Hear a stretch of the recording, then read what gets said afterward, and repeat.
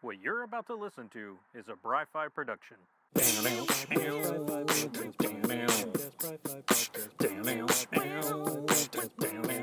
Comic book reviews.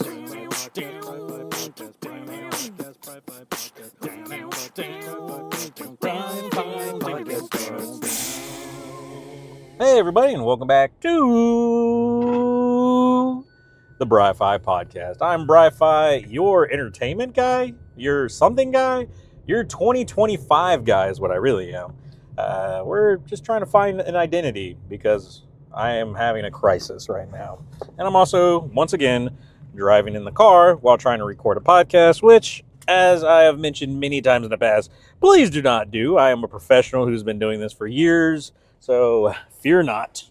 I am in probably a butt ton of danger still. Anyway, guys, thank you once again for tuning in for another year of the Bry-Fy podcast. Hopefully we can continue the fun and continue having just a lot of pop culture entertainment news to talk about and nifty fun things to review and bring to your guys' attention. With that being said, let's just not waste any time. Let's get into the nifty nerd news.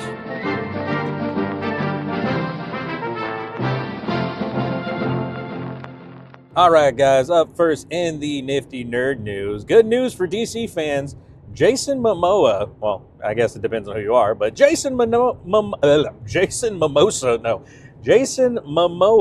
has officially confirmed that he will be playing Lobo in the new DC universe and will make his first appearance in Supergirl, Wonder Woman of Tomorrow. This is exciting news for people who have been wanting Jason Momoa to play Lobo. In fact, in interviews like during Aquaman, he even said that's who he thought he was going to play. He didn't think he was ever going to be cast as Aquaman. For whatever reason, he thought he was going to be casted as Lobo. That's someone he used to like collecting the comics of and a character that he really enjoyed. And honestly, when you look at him, you see Lobo. Like, Jason Momoa looks like Lobo, man. Like, as much as Ryan Reynolds looks and feels like Deadpool, Jason Momoa is that same look and feel type character, man. So for me, as far as like an actor who likes a character and wants to portray a character and has a look of a character, I think Jason Momoa fits the bill. Whether you like him or not, I feel like he's a pretty good casting choice there, man. So having it confirmed that he is going to be playing that role, I think is a great idea, man. And I'm all for it. How about you? I don't know how you guys feel, but I'm optimistic. I am always optimistic. So I'm always going to be like, yeah, man, let's let this happen and see how it plays out versus like, no, don't do it, because I'm not a negative Nancy. I'm a positive Percy.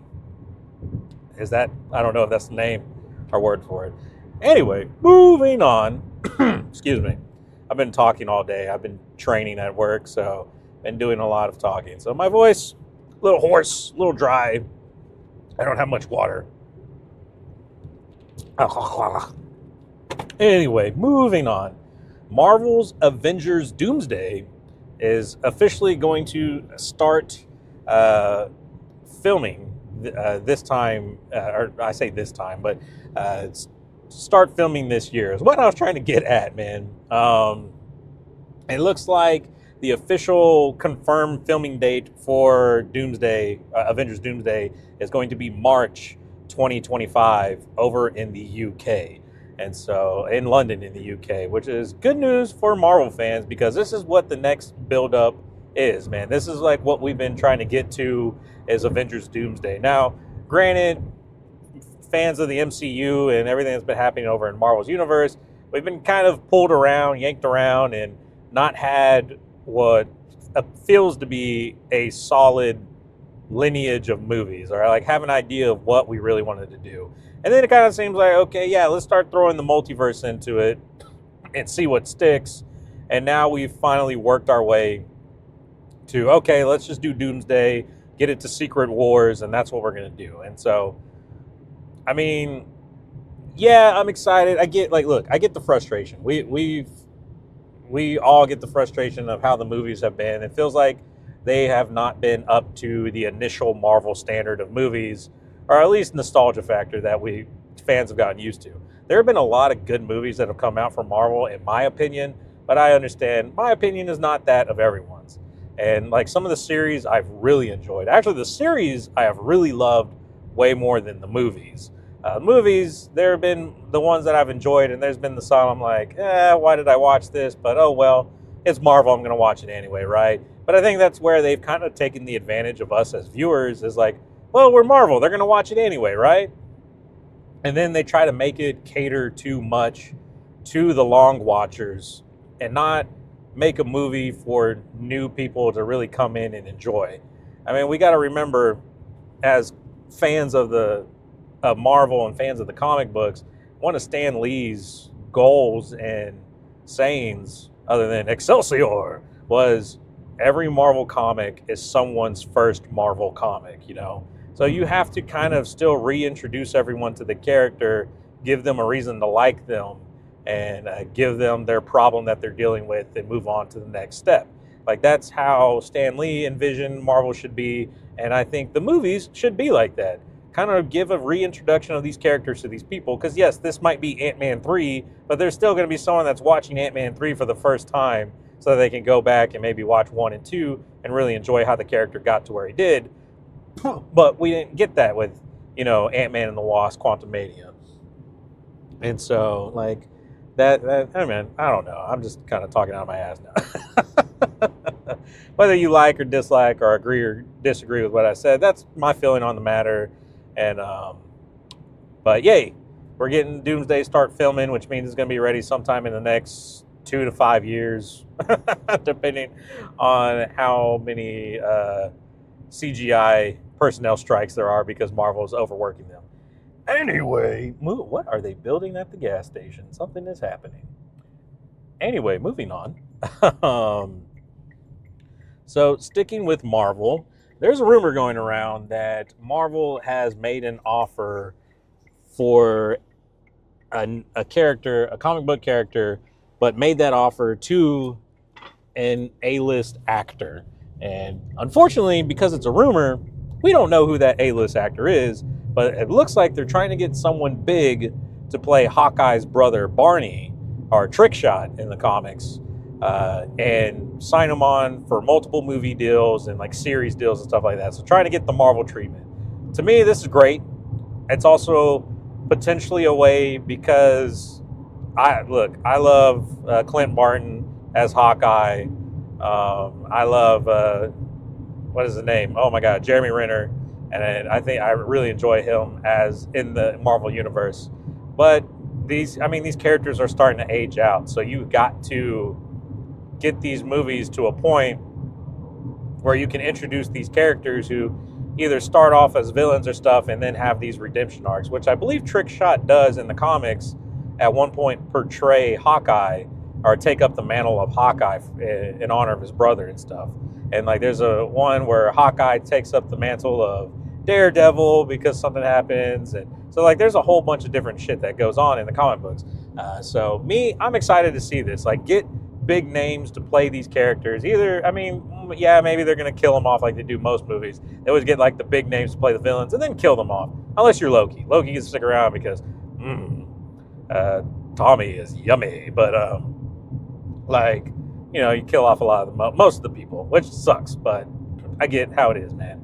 And because a lot of the good big actors don't want to get stuck in 10 movie contracts or big movie contracts like that. They want to be able to perform their art, and I understand that, even though I don't agree with it. But no, money is money, and my entertainment is more important than your morals and everything like that.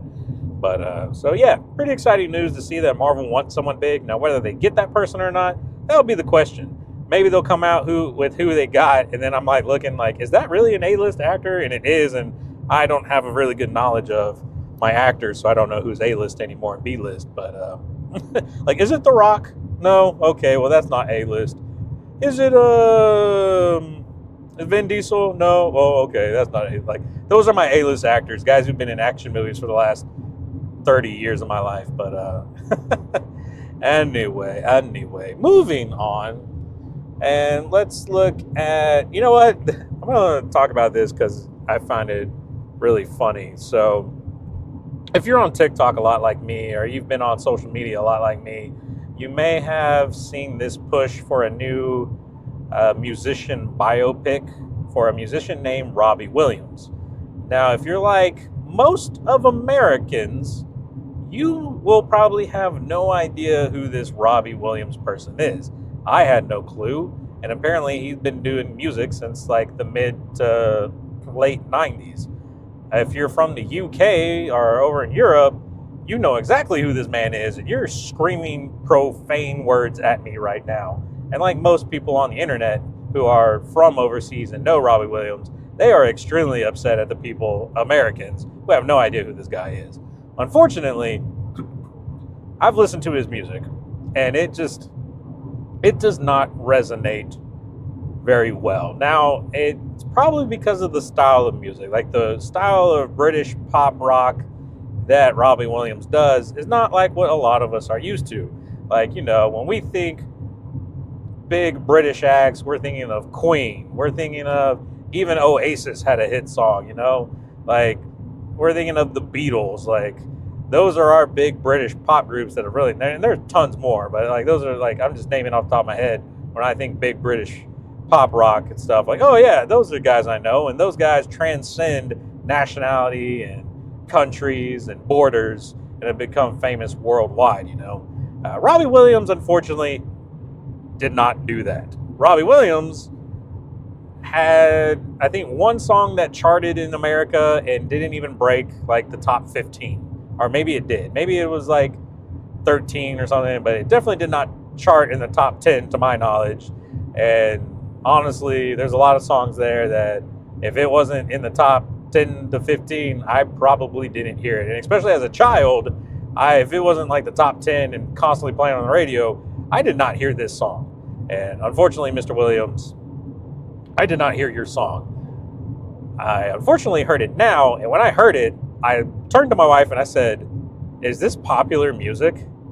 Like, is this on par with Queen, Katy Perry, Chappell Roan, Paramore? Is this even on par with like Miley Ray Cyrus? Is this on par with Rebecca Black of Friday fame? Like, at least Friday stuck in your brain and memed itself to life, you know? Like, it might have not been a great song, but man, was everyone listening to it and knew what "It's Friday, Friday" meant. Like, you knew that song, okay? Let's face it. You hated that song or you loved it, hatefully loved it, but you knew that song. Anything from Robbie Williams, probably did. And I don't mean this to be mean, okay? Like, I mean this to poke fun at the people that are so upset that Americans don't know who Robbie Williams is. And what makes it even better about this, like, to set his biopic apart from all the other musical biopics that have happened, like Elton John. Oh my God, that was another British pop rock person. And I love Elton John, by the way. But, like, his biopic, to set itself apart, his character is portrayed as a monkey. Like, it is a primate. Most probably, I think in an interview I saw, it's because he saw himself as like a dancing monkey, or for the entertainment. Like, he was just being a performing monkey for these producers and interviews and stuff like that. And I don't know, man. Like, I don't see it. I don't understand it. One of the scenes in the movie, he's like, I'm Robbie Williams, and in the next 2 hours, your ass is mine. He sounds really hardcore, and then you hear his music, and you're like, well, this doesn't fit the attitude that I thought was going to be at all. Like, I thought I was going to get like Green Day punk rock or like something like heavy, because this dude looks badass. But then you hear it and you're like, what is the soft fuck I'm listening to? I don't know. It's crazy, man. Sorry for getting profanitous in with it, but I thought it was just interesting because of the push to make this popular. And I'm pretty sure it's doing absolutely horrible. In fact, I just looked up some stuff about it. I think in its opening week, or like the pre-thing, it's only averaging maybe $3,000 in tickets sold per the theater that it's in right now. To put that in perspective, most movies that are under the same limited release average well over 10 grand when they do this limited release per theater.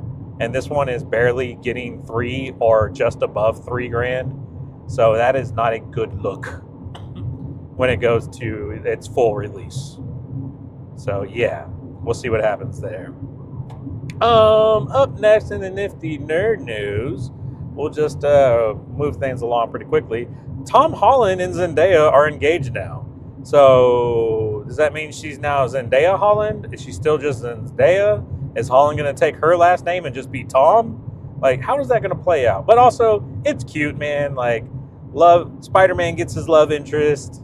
Well, we'll see. It's a Hollywood love interest, so we'll see how it really works out. But, you know, they are pretty low-key. You know, they're not, like, in the media like a bunch of other Hollywood celebrity couples and things like that. Like, of course, everyone's talking about them because they're both gorgeous human beings. And they're young and in love, which is great. Seem like they're having a lot of fun. So I'm rooting for them. And I'm hoping things work out for them. But that's only, time will tell with that. But I'm happy for them. They look really happy. And they seem like they were a great couple, especially in the dating phase. So I'm excited for them to experience marriage and maybe whatever they want to do with that. If they want to have kids, or they want to move on to other things, or, they're allowed to define what their happy marriage looks like. And I'm excited for them to have that chance to do it. Anyway, moving on. The last bit of nifty nerd news that we'll have for you today, we're taking it across the world to a country we don't usually talk about here on the Bry-Fy podcast, North Korea. Because if you haven't heard, Kim Jong-un, the supreme leader of North Korea, has banned hot dogs from the country. And if you are caught with said sausage or any type of hot dog there is, it will be considered an act of treason, and I'm sure that means you will be murdered. Look, I understand hot dogs are a pretty disgusting thing because we really don't know what's in them, but we know it kind of tastes fucking good. At least Americans do. But telling someone that is treasonous and you will die, that's a little overboard. Maybe just give them like a nasty eye roll. Like, that's what I would expect. But, bro, you're going to, like, if you're really trying to push the agenda of, like, hot dog bad because Americans love hot dogs and that's bad, you're only going to make them love it more.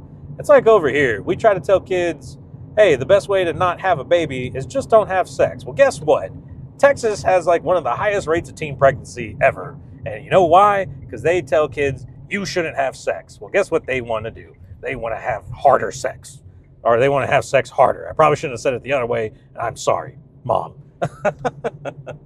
I know I was in high school once, and I knew how I was when I was told I couldn't have it. Sorry, Mom. Anyway. So, yeah. Honestly, this is a bad political move. But then again, when you're a supreme leader / dictator of your country, you typically aren't making good political moves, all right? Let's just face it. Anyway, that's all that I got for the nifty nerd news today. I know it was a big one, but man, we've been gone for quite a while for the holidays, and we're coming back with a vengeance. Up next, we're probably going to swap to a better microphone because I am now home, and we'll get on to the thing that I wanted to review for the first thing of 2025.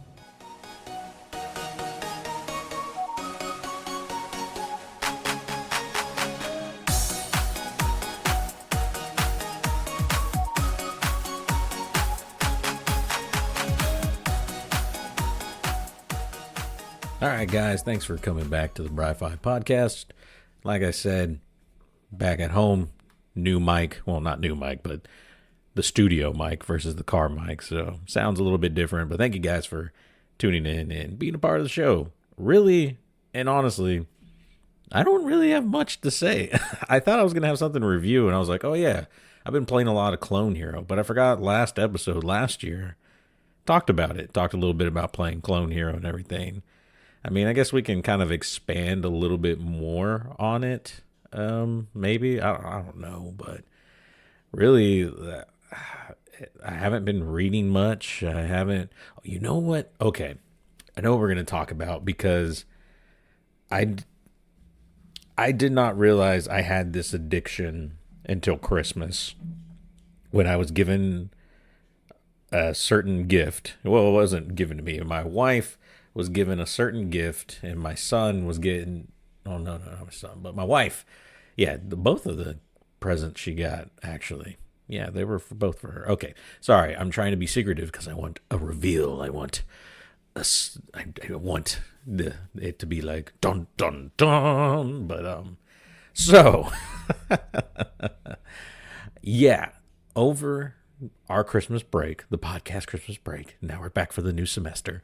My wife was given two gifts, and those gifts got put on me, which unearthed an old addiction that I forgot that I had until it was my time. And so the gifts were items that needed to be built in order to be displayed.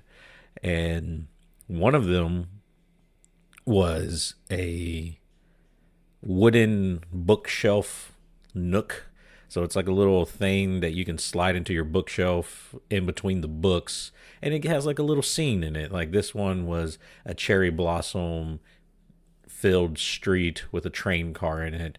I think I have pictures of it on my Instagram. If not, I will post pictures of it. So after you've listened to this episode, go check out my Instagram to see pictures of this thing. It's somewhere in there between all the Pokemon cards that I've been posting for my Pokemon a Day 151 series that I've been doing. But anywho, getting to work with my hands and create something and watch it come together and be a thing gave me so much joy. And as a child, I remember playing with Legos so much. Like Legos were my thing, and I'm for sure for a lot of young boys and girls that are now my age, being a child and playing with Legos was such an amazing feeling because you follow the instructions, you take these little blocks that had no shape or form other than square small things, and then big picture, when you're done, you start seeing this thing take shape, and now you have a pirate ship, or you have a house and a street scene, or an airplane, or a race car, something like that. And so that first foray back into building, and with this, was really great. But this was more model-like, and I did a few like Gundam models when I was a kid, but I never got really intricate ones.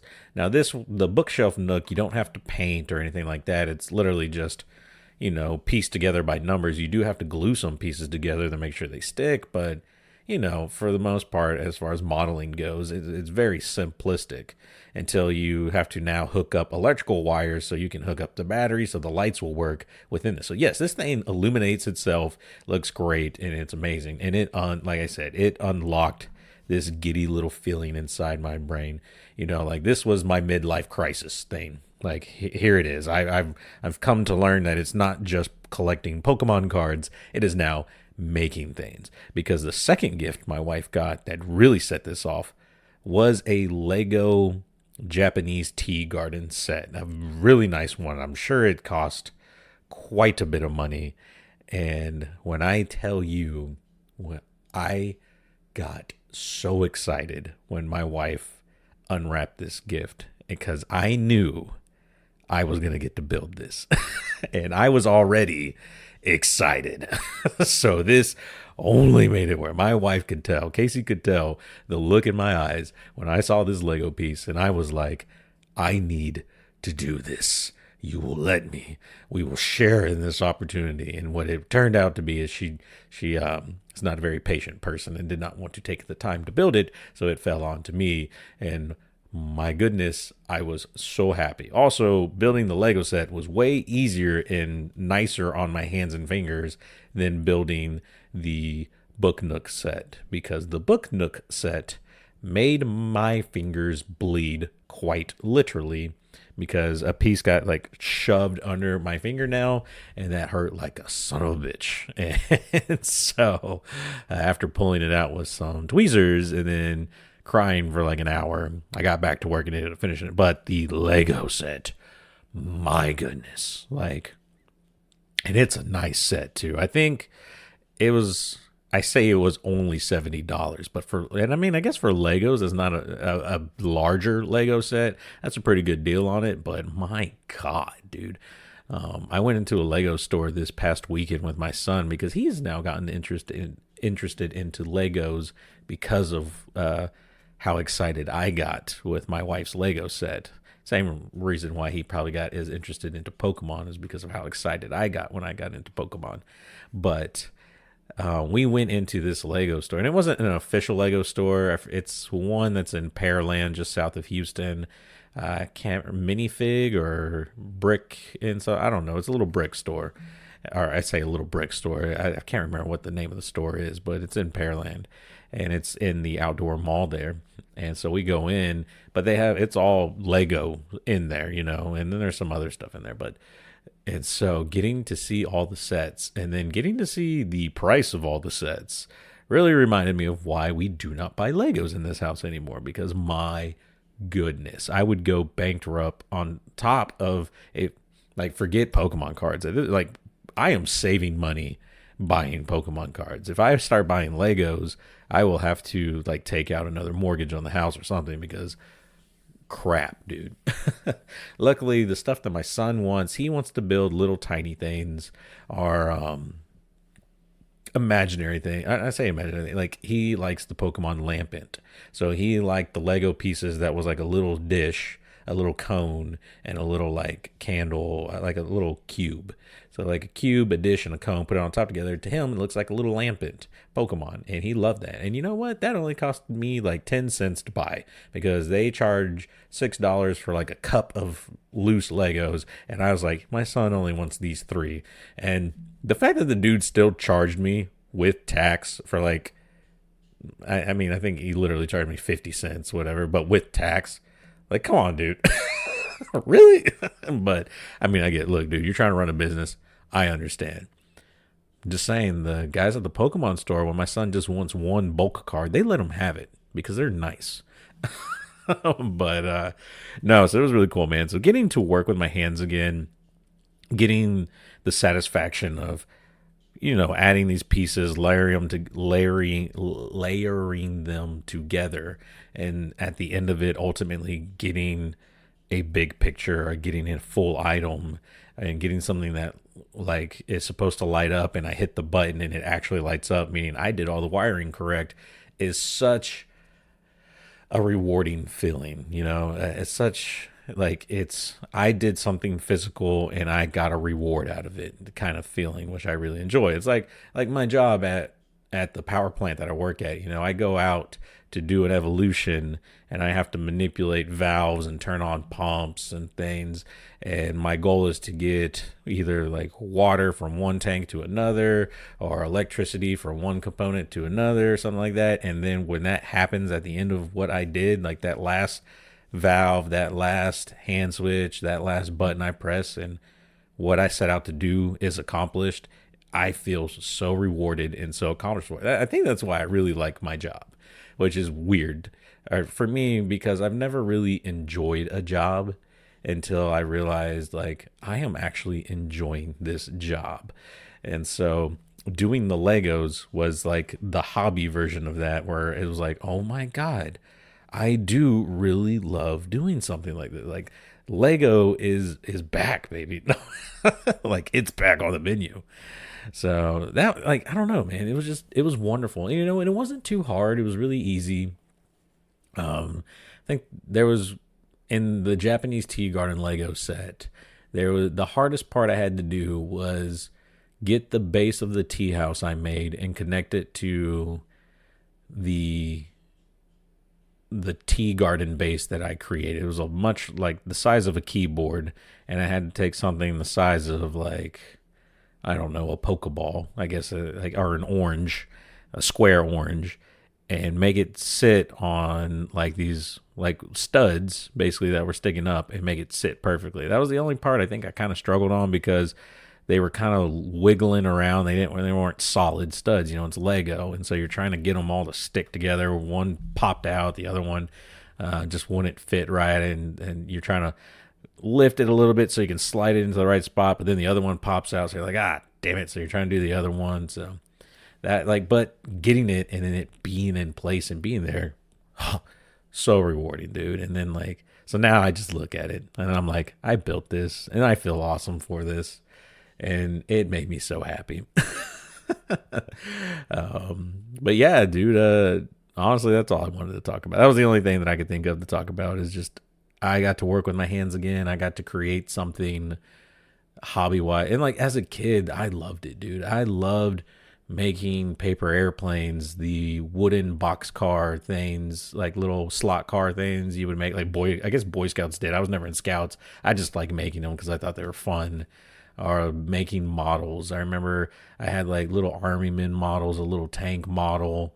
I did some Gundam stuff, but Legos. I had tubs, or at least 2 tubs full of Legos. I was so into Legos as a child. I'm so sorry, Mom and Dad, because my floor, and I can remember, would be covered with the stuff. It would be so bad, and I was so bad about picking up that instead of actually just picking up the Legos and Hot Wheels and all that was on the floor of my bedroom, I would just push them to the side to make a little pathway for me to walk through. Kind of like what my son does now. Actually, when I think about it, my son with his toys acts and treats them almost the exact same way that I did when I was his age, and that's kind of funny. Now that I think about it. But man, that's all I got for you guys today. That was the thing I wanted to share. Just, indulge in your childhood. Indulge in childlike behavior. Indulge in creativeness and imagination. Because it's going to make you, make me feel younger. Honestly, and even talking about it makes me feel younger. It makes me feel like I'm back in my 20s. And or at least early 20s. Maybe not. But being young, having fun, and being silly, and not 36, getting closer to middle. Well, I guess I am middle age, or I don't know. I mean, I don't think I'm not young adult anymore. I am adult, but am I middle aged? Like, is 36 middle aged, or is that like your 40s and 50, or is 50 old? Like, how does this work now? Like, where am I? Because when I was a kid, if I saw someone and they said they were 36, you're old. That's not good. But I'm here now, and I'm like, I'm not old. I'm older, but I'm not old. God, am I old? I'm having a crisis now. No, I'm going to go build some Legos, guys. But anyway, thank you guys so much for listening to the podcast for the start of the year. Hopefully we got some good things coming for you. I'm going to try to be better. Be not like, no, the show's not going to get better. No, trust me. But I'm going to try to be better as I talk about things and as I work on my health this year. I think that's a big thing that I want to work on. In the past couple of years, adjusting to the new job and the stresses and every other thing that comes with it, my health has taken a decline. Not oh God, Brian is like hospitalized decline, but I'm like blood pressure's increased, cholesterol's gone up, things like that. Get put on a little bit of weight, and so I want to make a lasting change, a healthier change. I'm not saying I want to go out there and try to burn like 10, 20 pounds. No, I want to go out there and I want to get my blood pressure right. I want to get my cholesterol right. Weight is not really the issue for me. I mean, yeah, I want to look better, but I want to feel better. And I mean, I've been feeling better. I got put on medication and all that, so I do feel better. But I want to be to the point where maybe I don't need the medication, and maybe that's going to be through diet and exercise. Or maybe it's hereditary and I'm just going to need medication for the rest of my life. Who knows? And I'm going to be okay with that, but it's my journey to figure out this year, and hopefully it works out for me. And so, yes, we went from Legos to the crippling mortality of aging. Thank you guys. Anyway, love y'all. Thanks for listening. Hopefully have fun this year, and if anything, I'm hoping to see you guys at Comic Palooza this year. So as soon as I have more information on what's going to go happening with that, and who knows, maybe I'll go to some more conventions this year. I miss it. I miss going to conventions. I miss having a lot of fun. But that bird flu, who knows, is happening. Got to get through the winter freeze that apparently we're going to get. So we'll see how that all works out. But thank you guys so much for listening. My name was Brian. If you liked what you heard, please check out Podbean, my Podbean account. So bryfypodcast.podbean.com. That has all my episodes there locally. Of course, you can find all my podcast episodes on your favorite iPod capture device. So if that's iTunes or I forget what it's called now. Not iTunes. What the hell do they call it? Apple Music or Google Play Store, or where else am I? I can't remember where I'm all at. I think I still post to YouTube.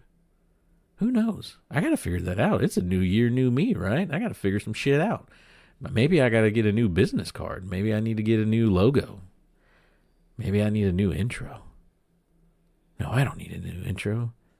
The kids need a new intro. No, they need to like the old shit. No. Anyways, thank you so much for listening to the podcast. We'll talk to you later. Bry-Fy out.